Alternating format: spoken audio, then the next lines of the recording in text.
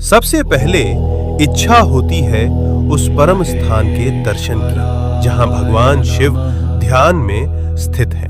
कैलाश पर्वत उनका परम आसन। ये कोई साधारण पर्वत नहीं बल्कि भगवान शिव का साक्षात रूप है। इसके चरणों में है मानसरोवर, मीठे जल की पवित्रता, और राक्षस ताल, खारे जल की रहस्यपूर्ण गहराई।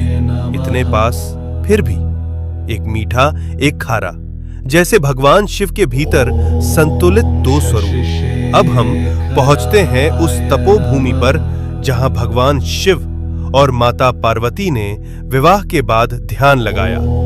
ये है आदि कैलाश, उत्तराखंड के ऊंचे हिमालय में स्थित, जहां आज भी उनकी ध्यान ऊर्जा का कंपन महसूस होता है। यही है गौरी कुंड और पार्वती सरोवर। ये पर्वत नहीं, शिव पार्वती की जीवित उपस्थिति का केंद्र है, इसलिए कहलाता है छोटा कैलाश। और पास ही स्थित है ओम पर्वत, जहां बर्फ पर स्वतः उभरा ओम दिखाई देता है, जैसे शिव का मौन मंत्र इस भूमि में गूंज रहा हो अनंत काल से।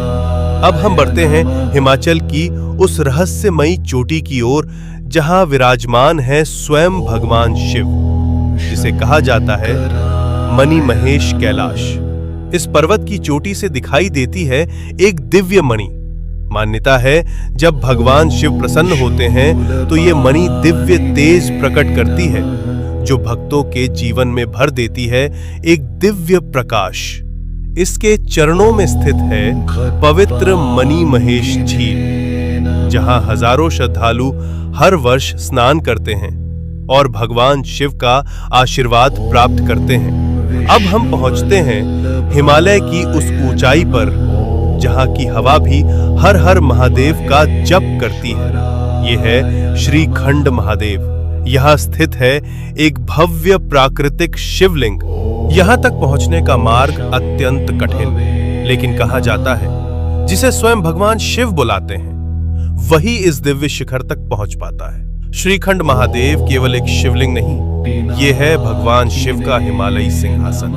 अब हम पहुंचते हैं भगवान शिव के एक और दिव्य धाम पर, हिमाचल की उस रहस्यमयी भूमि में किन्नौर कैलाश। यहाँ स्थित है सदियों पुराना एक विशाल शिवलिंग, जो अपने आप में अपार ऊर्जा समेटे हुए।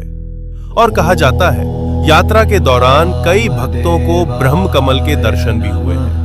ओम नमः शिवाय।